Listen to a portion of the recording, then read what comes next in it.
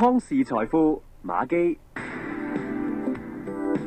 嚟到健康是財富嘅時間，直播室繼續嘅馬基同埋香港順勢療法醫學會會長杜嘉倫教授，冇見一個星期。你好啊，杜教授。你好。你好啊，嗱，我就想問下你嘅，因為咧平時你都會講話啲藥咧，其實係即係唔係幾好啦，即係會好多副作用啊咁樣啦。咁但係譬如好似咧，我前排去睇牙咧，我即係想剝啲智慧齒，咁我都有問到嗰個牙醫咧，咦，其實使唔使打啲麻醉藥落去咧就冇咁痛咧？咁咦，今日令我諗起咧，其實麻醉藥咧係好多時做手術嘅時候都會用到噶嘛。咁但係應該佢係有啲風險喺度㗎，係嘛？可唔可以講下咧？其實咧麻醉藥嘅風險咧都好多㗎。咁啊，先講譬如好似同癌症有關嘅問題先啦。嗱，其實聯合國咧所屬嘅國際癌症研究處喺1977年嘅時候咧，有一份研究報告被發現咧，喺手術室裏邊工作嘅人，即係嗰啲有份幫手做手術嗰啲人，咁通常咧就比較容易吸入一啲揮發性嘅麻醉藥物啦。有陣時咧佢哋吸住嗰個口，即係譬如俾病人吸住啦，有時噴啲氣咧，佢哋會吸得到啊。咁樣咧，癌症嘅比率咧，通常都比一般人咧係高嘅。咁呢個結果咧，就同1974年美國麻醉師協會 ASA 同埋1977年嘅一份跨美國、英國兩個國家嘅研究結果咧，係不謀而合嘅。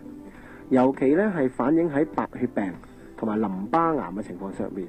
咁另外咧喺1980年嘅時候咧，有一份對牙醫助手嘅研究亦都發現咧，越接觸多麻醉劑，即係麻醉藥物嘅人咧，患上子宮頸癌嘅機會就越大添。咁而咧喺1980年嘅時候咧，有一份報告咧就訪問咗354個俄國嘅麻醉師，咁有303個咧就回應佢哋喎，咁有110個女性，31個懷孕嘅個案，至少有18個流產，係多於一半以上嘅。咁另外咧，佢哋亦都有較多嘅頭痛啦、失眠啦、肝臟紊亂等等嘅問題嘅。咁所以咧，其實麻醉藥咧，其實對癌症同埋流產都好有大影響。係好似頭先我話，即係之前去睇牙醫嘅時候咧，咁都會諗到可能你剝牙嘅時候都會用到麻醉藥噶嘛。咁但係除咗話喺牙科手術入邊要用到麻醉藥，會唔會都仲有其他嘅例子可以同大家分享下咧？嗱，其實咧常用嘅麻醉藥物咧就有呢個叫做咩咧，鹽酸利度卡因啦、丙胺卡因啦、普魯卡因等等。其實佢哋都有一種叫做東西叫苯胺。嗱，苯胺係一種好致癌嘅物質嚟嘅，全世界都知㗎啦，幾乎。咁啊，原本苯胺咧係用喺橡膠啦、顏料入邊嘅。OK， 咁其實佢用咗落身體之後咧，佢係會積存喺骨髓，令到免疫功能咧係下降嘅。嗱，咁喺美國嘅 Dr. Alpha Lecco 咧，佢就對呢個研究咧係好深嘅。佢話苯胺係一個著名嘅毒品嚟嘅，典型嘅致癌物質，神經系統嘅毒藥咁嚴重喎。咁喺1895年嘅時候咧，1895年已經係證明咧，即係德國苯胺嘅染廠工人咧係會好容易患上膀胱癌嘅。咁而喺牙科界咧，一直咧就話呢啲係局部使用嘅咧冇問題㗎，咁可以自然排出咁樣講。